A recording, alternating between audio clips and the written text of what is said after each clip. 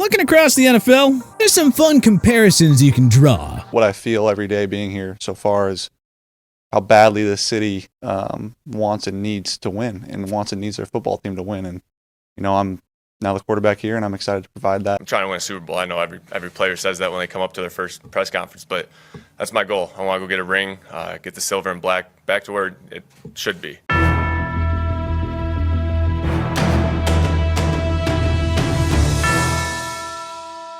Let's take a look across the conference divide and see if we can break down 10 quarterbacks who have a mirror image of themselves in the other conference. First up, we have Pittsburgh Steelers second-year quarterback Kenny Pickett and San Fran's favorite Mr. Irrelevant Brock Purdy. For starters, at a very basic level, Pickett and Purdy were taken in the same draft, granted at very different points in the draft. But they both ended up getting significant time starting as rookies, and they both played pretty well, in large part because Pickett and Purdy have quite a bit of athleticism, as evidenced by their pre-draft 4.73 and 4.84 second 40-yard times, respectively.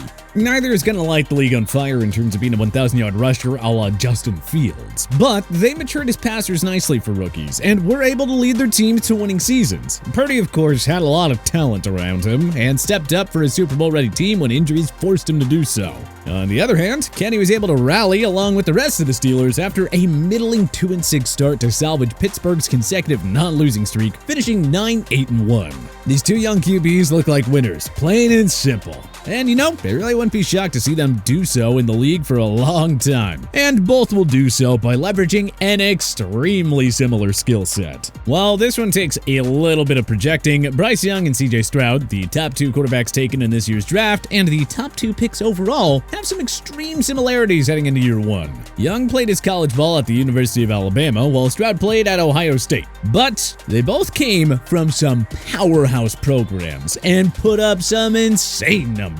Not to mention compiling some very NFL-ready tape. I suppose it shouldn't come as a surprise with a modern NFL, but both young quarterbacks also possess quite a bit of athleticism and can extend plays with their legs. Also, despite being drafted into different conferences, they basically ended up in situations that are mirror images of each other. Young went to Carolina and Stroud went to Houston, two organizations that are trying to rebuild in a big way, hence them going all in on these young quarterbacks. Neither franchise has a strong reputation for its quarterback play. Carolina got a few awesome years out of Cam, and Houston thought it had something with Deshaun Watson before, all that stuff went down the tubes. But that's really it, so I wouldn't be shocked to see both Young and Stroud as week one starters on their respective teams, in the hopes that they really make a dent in elevating the level of their franchises. Much is going to be asked of these guys, but if they can perform, they will be kings in their cities for years to come. Moving on to a different set of youthful signal callers, let's take a look at Tua Tagovailoa and Daniel Jones.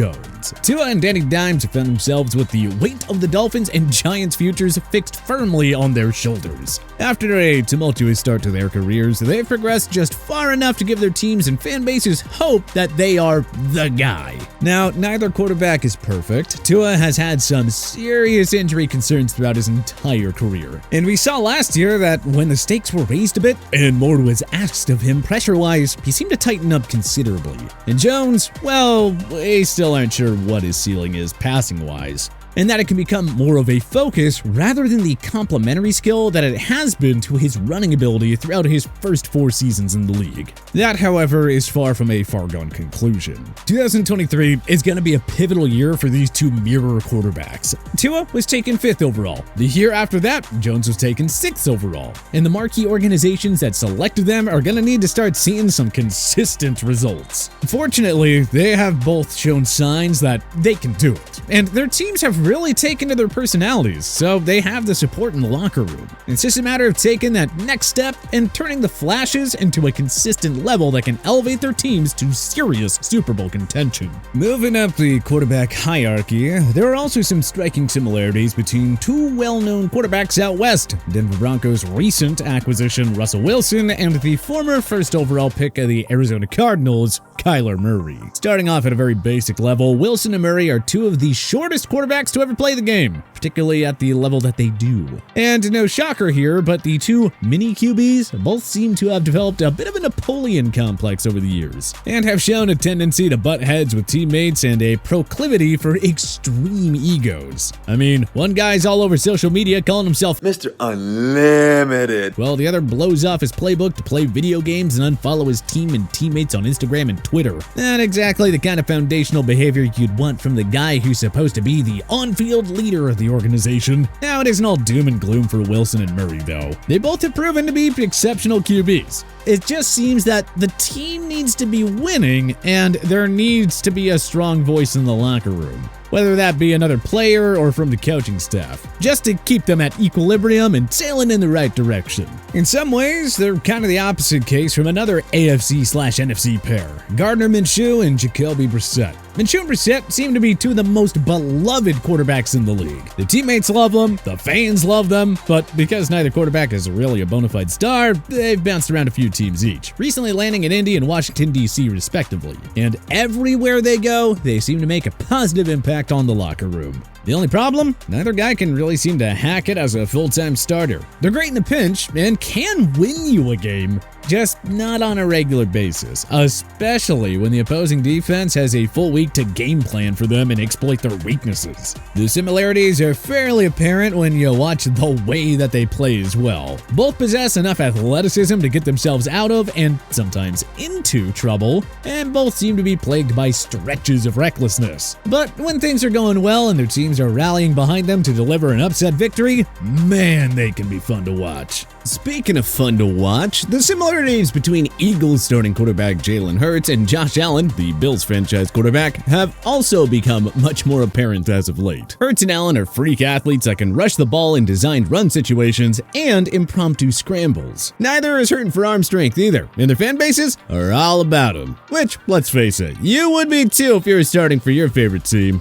Jalen and Josh are going to be in the MVP conversation and elevating their teams to Super Bowl contention for years to come. Something that the Bears and Colts hope that Justin Fields and Anthony Richardson will do for their franchises in the not-too-distant future. This one is a little bit tricky because Fields is already 2 years into his NFL career. Meanwhile, Richardson hasn't stepped foot on the professional gridiron yet. But these two guys have some next-level athleticism. Richardson ran a 4.43 40-yard dash, the fourth fastest by a quarterback since 2000, and 0.01 seconds faster than Fields' 4.44. Considering the way that Fields scorched opposing defenses last year, running for over 1,100 yards, there is no reason to believe that Richardson shouldn't be able to befuddle opposing defenses in a similar manner. What makes these two prospects all the more exciting is that they both have the arm talent to keep defenses honest as well. It's just a matter of developing and maturing as a passer and finding the right offensive scheme to really showcase their unique abilities, which, if done right, could be downright scary. And if done wrong, well, it could look more like two other young bucks who've really limped out the gate to start their NFL careers, both figuratively and literally. The Jets took Zach Wilson second overall in 2021. Then, with the next pick, San Fran took Trey Lance, and the return on investment for both teams has been staggeringly low. Lance gets a little bit more of a pass. He was slotted behind Jimmy Garoppolo, who had recently led the team to a Super Bowl appearance to start. But once he did get into the action, he looked pretty inconsistent, and perhaps more concerningly, completely unable to stay on the field. Wilson, well, that whole situation in New York has been a complete abomination. Yes, he's struggled with injuries, but he's also shown a level of profound immaturity, and his play on the field single-handedly kept an uber-talented Jets team from even qualifying for the playoffs in 2022. Now, both these young quarterbacks' futures are really hanging in the balance. Wilson has been banished to the bottom of the depth charts with the Jets' acquisition of Aaron Rodgers. Meanwhile, San Fran has brought in the likes of Sam Darnold to compete with Lance in last year's Cinderella story, Brock Purdy. The fact of the matter is that despite all the talent and expectations that Wilson and Lance came into the league with, time is going to start running out for them if they can't find a way to stay on the field, both performance-wise and health-wise. Speaking of Rodgers, he and Matt Stafford have weirdly found themselves as interesting comps for one another. Stafford struggled slightly more with interceptions than Rodgers throughout his career, but they are far and away two of the most talented throwers that we have seen. Aaron is a few years older than Matt, but they have both been in the NFL for a decade plus now. And because of the Brett Favre buffer Rodgers had between getting drafted and his ascent to stardom, it feels like they've largely been on the same timeline. And in the time since, both have put up absolutely astronomical numbers. Though Stafford hasn't gotten the same kind of critical acclaim. Largely, I believe, because of the downright dysfunctional organization he played the bulk of his career through. Time, however, has been pretty kind to Matt, and he got a hell of a break with the opportunity to join up with Sean McVay and the Rams. And now that he's joined Rodgers and having a Super Bowl ring, the comparison between the two is even more compelling. And last but not least, we have Jimmy Garoppolo and Jared Goff, two guys who in many people's eyes have proven themselves to be competent NFL starters, but in many ways, system babies. Garoppolo played the bulk of his career in Kyle Shanahan's insanely quarterback-friendly offense. And Sean McVay's system, which Goff made his money off of, is a close second. Though Jared had a nice bounce-back performance in year 2 in Detroit, after having been unceremoniously shipped out of town, I don't think anyone is making the mistake of thinking he is going to put up the kind of numbers he did in 2018 when he and McVay's offense were one of the top units around the league. This year, his counterpart Jimmy G will have a very similar test in Las Vegas, where he's going to have to play without the benefit of Shanahan's system for the first time since he was in New England under Belichick and co. One thing working in Garoppolo's favor is that he has some familiarity with Josh McDaniels, so it shouldn't be an overly painful transition. But again, the public seems to have extremely modest expectations for what this next chapter in Jimmy G's career will look like. Both he and Goff have played in Super Bowls, but neither really look particularly capable of elevating their team to victory.